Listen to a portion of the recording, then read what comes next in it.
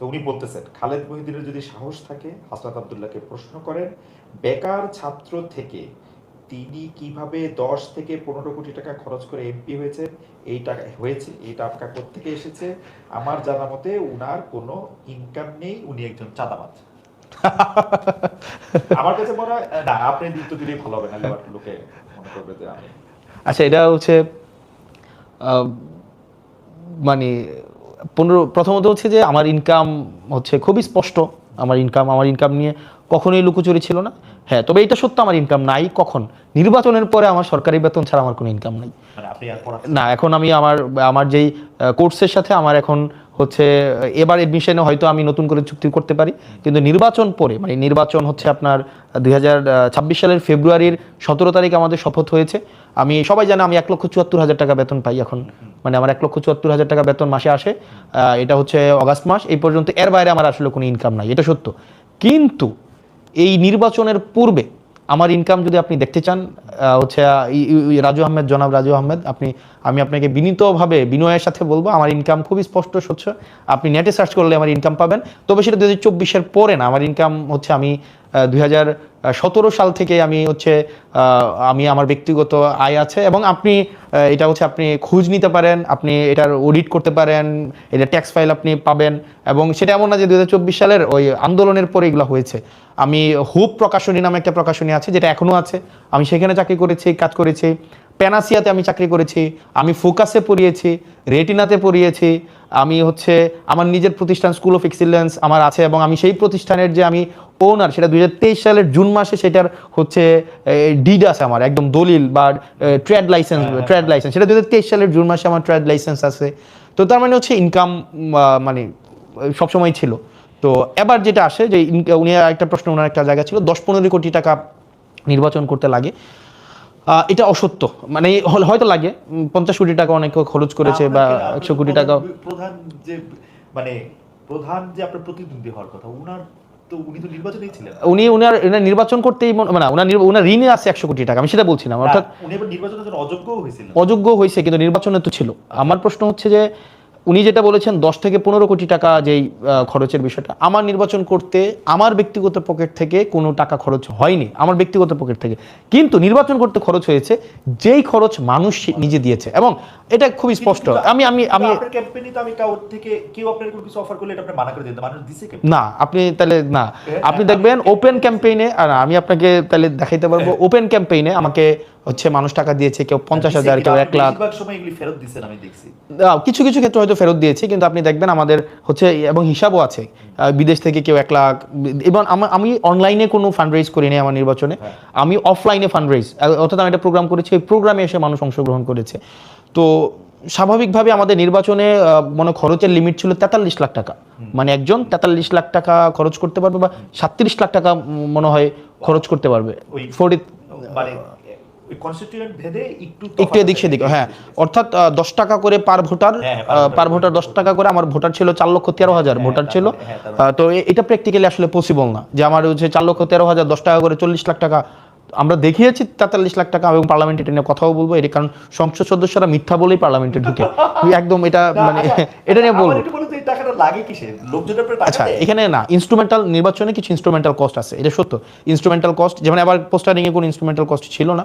যেমন বেশিরভাগ ক্ষেত্রে ইনস্ট্রুমেন্টাল কস্ট কোথায় লাগে, যেমন আপনি ক্যাম্পেইন করাতে আপনি 500 লোক নিয়ে আপনি ক্যাম্পেইন করবেন, তারপর যে মানুষকে খাওয়াবেন, আর কেউ যদি ভোট কিনতে চায় সেটা তো ডিফারেন্ট বিষয়। এবার আসেন আমার জায়গায়, এই জায়গাগুলো হচ্ছে নির্বাচনের খরচের খাত। এবার আমার জায়গায় আসেন, আমি নির্বাচনে কোনো একটাও আমি বড় সমাবেশ করি নাই, আমি ছোট ছোট উঠান বৈঠক করেছে, এবং উঠান বৈঠকের খরচ ওই এলাকায় যে উঠান বৈঠক করেছে ওই এলাকায় খরচ হয়েছে। তারপরে হচ্ছে আমি মানে কাউকে যে ভোট কেনার তো প্রশ্নই আসে না, মানে ভোট কেনার যে টাকা দিয়ে ভোট কেনা। এবং আমার নির্বাচনের বা আমার রাজনীতির যে জায়গাটা বলেন, আমার রাজনীতির একটা গুরুত্বপূর্ণ জায়গা হচ্ছে কস্ট এফেক্টিভ পলিটিক্স।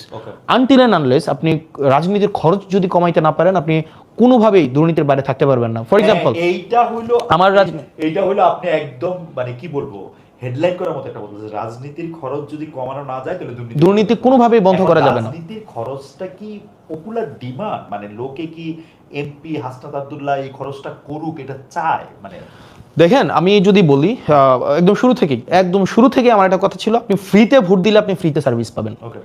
ফ্রিতে ভোট দিবেন, ফ্রিতে হ্যাঁ, সার্ভিস free নেবেন, service, সিম্পল। absolutely. কিন্তু বেশিরভাগ ক্ষেত্রে যেটা হয়, আমার নির্বাচনে যদি 10 কোটি টাকা আমার ইনভেস্ট করতে হয় বা 15 কোটি টাকা ইনভেস্ট করতে হয়, মানে আমি ইনভেস্ট করলাম নির্বাচনে, কি কি খরচ করলাম, আমি হয়তো এলাকার হচ্ছে ওই কর্মীদেরকে টাকা দিলাম, আমি হচ্ছে ধরেন ভোট কিনলাম, আগের রাতে টাকা পাঠাইলাম, সিএনজি পাঠাইলাম, অটো পাঠাইলাম, খাওয়ার খরচ দিলাম, তাহলে কিন্তু নির্বাচনের পরে আমার প্রথম যে টার্গেটটা হবে সেটা হচ্ছে প্রত্যেকটা কাজের খাত থেকে আমি হচ্ছে কমিশন খাবো, প্রত্যেকটা কাজ থেকে আমাকে কমিশন খাইতে হবে। এবং হচ্ছে দেখা যাবে ওই মসজিদের টাকা আসবে 10 লাখ টাকা, আমি এখান থেকে টাকা খাবো, আমার পিআইইউ থেকে টাকা খাবো, ইঞ্জিনিয়ার থেকে টাকা খাবো, পোস্টিং প্রমোশনের টাকা খাবো, নিয়োগ থেকে টাকা খাবো। যেমন আমাদের এমপিদের কিন্তু কিছু নিয়োগেরও আমাদের কিছু আমরা উপদেষ্টা থাকি নিয়োগ বোর্ডের, ওগুলা থেকে আমি টাকা খাবো। এখন দেখা যাবে এটা একটা ভিশিয়াস সাইকেল, মানে এই সাইকেল থেকে আপনি এসকেপ করতে পারবেন না। Absolutely, এই সাইকেলটাকে ব্রেক করাই ছিল আমার প্রথম টার্গেট। সেজন্য আমি একদম ফ্রম ডে ওয়ান, আমি যখন সিদ্ধান্ত নিয়েছি আমি নির্বাচন করব, আমার আসলে আমি যদি 500 ভোটও পাই আমি টাকা খরচ করব না, একদম ফ্রম ডে ওয়ান, যে আমার টাকা ছাড়া। এখন আপনি প্রশ্ন করতে পারেন যে আপনার টাকা খরচ হয় নাই, কিন্তু টাকা মানুষ খরচ করবে, আমার জন্য মানুষ খরচ করছে, এখন তাকে আমি ফ্রিতে সার্ভিস দিই। এখন আপনাকে একজন এটার ক্ষেত্রে আপনি একটা, আচ্ছা আমার সাউন্ডটা কি ঠিক হয় নাই? এটা বাড়ান যাচ্ছে তো বাড়াই দেন। কার্ডের মাধ্যমে। আমি তো জিনিসটা হচ্ছে যে মানে দুইজনের সাউন্ড পাওয়া যাবে না একটা ইয়ার মধ্যে, মানে টেকনোলজির এই অবস্থা। যাই হোক, আমি আমি আমি যেটা বলি, আমি এই জায়গাটা যদি একটু স্পষ্ট করি, আমি একটু প্রশ্নটা করি, তাহলে এটা একটু বোঝা যাওয়ার একটু জায়গা, যে এটা কি একদম পাওয়া যাচ্ছে না? পাওয়া যাচ্ছে একটু কম। আর আমি আমার প্রশ্নটা হচ্ছে হাসান, আমি যেটা জানতে চাই যে ধরেন আপনার ক্যাম্পেইনে আমি ধইরা নেই যে অঙ্কের সুবিধার্থে 10 লাখ টাকা খরচ হয়েছে, তো সেই 10 লাখ টাকা খরচের মধ্যে আপনার একদল বন্ধু সেই 10 লাখ টাকা দিছে, আর আপনার যারা ভোটার তারাই 10 লাখ টাকা দিছে। এখন আপনি যখন সার্ভিসটা দেন, তখন যারা আপনার দিছে তাদেরকে আপনি বেশি সার্ভিস দেন কিনা, মানে তারা আপনার বেশি ক্লোজ কিনা, বিকজ তারা তো তাদের এটা করছে এটার মধ্যে। আচ্ছা, ইন্টারেস্টিংলি আমি আগে বলি কি ধরনের সার্ভিস দিতে হয়। মানে ধরেন আপনি যদি টাকা আনেন, ফর এক্সাম্পল আপনি হচ্ছেন ধামতি ইউনিয়নের, হ্যাঁ, আপনি আমাকে নির্বাচনে ফান্ডিং করলেন, 20 লাখ টাকা 30 লাখ টাকা আপনি দিলেন, তাহলে কয়েকটা সার্ভিস আপনি আমাকে দিতে হবে, আমি আপনার কাছে লাইবেল হয়ে যাব। কি কি দিতে হবে? যেমন আপনার এলাকায় গরু বাজার হবে, তখন দেখা যাবে এই গরু বাজার আপনাকে দিতে হবে আমার, তখন আপনি আমাকে ধরেন ওই আপনার এলাকায় ধরেন কোন একটা নিয়োগ হবে, কাজী নিয়োগ হবে, তখন দেখা যাবে সেইখানে আপনি হচ্ছে ইন্টারফেয়ার করার চেষ্টা করবেন। আপনার এলাকায় একটা জলমহল হচ্ছে আপনার এলাকায় হচ্ছে টেন্ডার হবে, তখন দেখা যাবে আমি সেখানে লায়াবল হব। এখন প্রশ্ন হচ্ছে আমি কি এই ধরনের কোনো ব্যক্তি থেকে টাকা এনেছি কিনা, তাদেরকে এই সুযোগটা দিয়েছি কিনা? উত্তর হচ্ছে না। অর্থাৎ কোনো একটা নির্দিষ্ট ব্যক্তি আমাকে 50 লাখ টাকা দিবে, 20 লাখ টাকা দিবে, 10 লাখ টাকা দিবে, এবং সেটা হচ্ছে কি যে, এবং সেটা হচ্ছে একদম আপনার আর আমার নিজস্ব বোঝাপড়া থাকবে, বিষয়টা এমন না।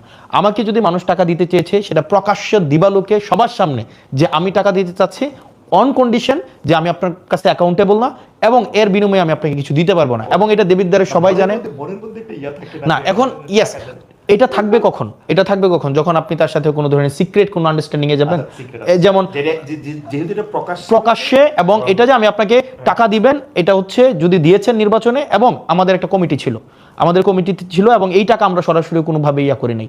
এবং আমরা বেশিরভাগ ক্ষেত্রে আমার নির্বাচনে যেটা করেছি, instead of receiving liquid money, আমরা বলেছি ওকে ফাইন, আপনি আপনার এলাকার দায়িত্ব নেন, আপনি আপনার এলাকার হয়তো ধরেন এই প্রোগ্রামটা করেছেন, ওখানে খাওয়ার দায়িত্ব দেন, অথবা এটার হচ্ছে ব্যানারটা করে দেন, অথবা চ্যাটগুলো দিয়ে দেন, সিম্পল।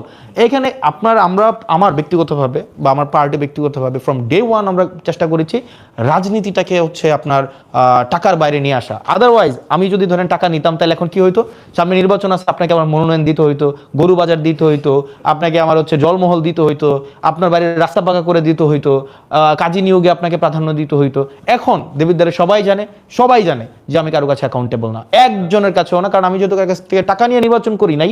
সুতরাং আবার টাকা নিয়ে যদি টাকা কেউ খরচ করে থাকে, আমি তাকে এমন কোনো মানে শর্ত দেই নাই, কমিটমেন্ট দেই নাই যে আপনি আমাকে টাকা খরচ করেন আমি আপনাকে ফেরত দেবো। মোটামুটি ভাবে যতদিন থেকে সাংবাদিকতা করি, মানে 28 বছর ধরে, তখন বেশিরভাগ ক্ষেত্রেই দেখেছি যে কর্মী আর কর্মচারীর মধ্যে তফাৎ নাই। কেউ কোনো রাজনীতিবিদ বলতেছেন যে এরা আমার কর্মী হলো, এরা আচরণ করতেছেন হচ্ছে কর্মচারীর মতো, যে একটা টাকা চাচ্ছেন, একটা বেতন চাচ্ছেন। এটা খুবই ফ্রাস্ট্রেটিং লাগে, কারণ আমি যখন কোনো একটা আমার পলিটি থেকে কেউ একটা টাকা নেয়, আপনার কথাটাতে আমি আরো বেশি এটা প্রমাণ পেলাম, মানে আপনি তো টাকাটা নিজের পকেট থেকে দিবেন না, আপনি পলিটির টাকাটাই কিন্তু আবার নিবেন, আপনি টাকাটা নিবেন এবং যে কোনো নেয়া দেওয়ার ক্ষেত্রেই আপনি যদি 5 টাকা ওনাদেরকে দেন, আপনি আসলে 15 টাকা ওনাদের থেকে নিয়ে নেবেন।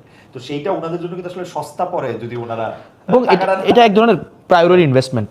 আপনাকে ইনভেস্ট করছে, রাইট। আপনি হচ্ছে কেউ অনার চায়, কেউ পদ চায়, কেউ টাকা চায়। আপনি কোন ফর্মে, 3টা ফর্মে হচ্ছে আপনি ফেরত দিবেন। কেউ তো হয়তো আপনি তাকে সম্মান দিয়ে কোনো একটা পদ দিবেন, অথবা তাকে কোনো ফর্মে তাকে হচ্ছে অ্যাকোমোডেট করবেন, অথবা তাকে কোনো একটা ব্যবসাপাতি দিবেন। আপনি আমাদের বিদ্যালয়ে খোঁজ নিতে পারেন, এটা যেহেতু পাবলিক প্রোগ্রাম সবাই জানে এবং এখন অ্যাক্সেস টু ইনফরমেশন সবার কাছে আছে, প্রশাসনিক ট্রান্সপারেন্সি আছে। আপনি দেখবেন আমি কোনো বিষয়ে মানে সব কিছু, এটা পলিসি যেটা হওয়ার কথা ওভাবেই হবে, যে কেউ আমরা টেন্ডার ম্যানিপুলেশন করতে যাওয়া, কাউকে নির্দিষ্টভাবে কাজ দিয়ে দেওয়া, এই বিষয়গুলোর আমি এগুলার আমার কোনো কিছু লাইবিলিটি নাই। ইভেন আমার কর্মীদের কাছে আমি কোনো কমিটেড না যে আপনি যেহেতু আমার জন্য নির্বাচনে, যেমন আমি হচ্ছে নির্বাচনের ইমিডিয়েট পরপরই আমি একটা প্রবলেম ফেস করি, সেটা হচ্ছে যে আপনার কিছু দুইজন লোক আসে যে তার মেয়ে হচ্ছে এসএসসিতে ফেল করেছে, তো তার ফর্ম ফিল আপটা যেন আমি টেস্টে ফেল করেছে, তার ফর্ম ফিল আপটা করার জন্য যেন আমি হচ্ছে হেডমাস্টারকে বলে দিই। তো আমি বললাম এটা কেন বলবো, কারণ স্কুলের তো নিয়ম আছে, ফেল করলে তাকে অ্যালাউ করবে না। তখন উনি বললো আমি তো আপনার জন্য নির্বাচনে কাজ করছি। তা আমার প্রশ্ন হচ্ছে যে আমি তো আপনাকে এই কমিটমেন্ট দেই নাই যে আপনি আমার জন্য নির্বাচনে কাজ করলে আপনার মেয়ের ফর্ম ফিল আপ আমি ফেল করলেও করাই দিব। বরং এটা হইতে পারতো যে কিছু টাকা যদি আপনি টাকার দিতে পারছেন না, 10,000 টাকা হয়তো ফর্ম ফিল আপ, এই ক্ষেত্রে তো আমরা রিকোয়েস্ট করতে পারতাম। এটা আমাদের একজন জনপ্রতিনিধি হিসাবে এটা আমাদের একটা মানে এই যে পজিটিভ ভাবে অ্যাপ্রোচ করার, এটা অন্তত আপনি এক্সপেক্ট করতে পারেন আমার কাছ থেকে।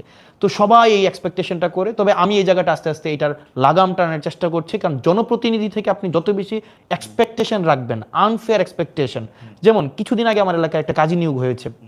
কাজী নিয়োগে সবার একটা প্রত্যাশা ছিল যে কাজী হয়তো আপনার দেখা যাবে বিভিন্ন দল থেকে তদবির আসা শুরু হয়েছে, কিন্তু আমরা আমাদের জায়গায় রিজিড ছিলাম যে যে পরীক্ষায় ভালো করবে, ভাইবাতে ভালো করবে, আমরা তাকেই হচ্ছে নিয়োগ দিব। তো ভাইবাতে যে ভালো করেছে 10 জন। কাজী নিয়োগের অথরিটিকে, কাজী নিয়োগের একটা বোর্ড থাকে, 5 জনের বোর্ড।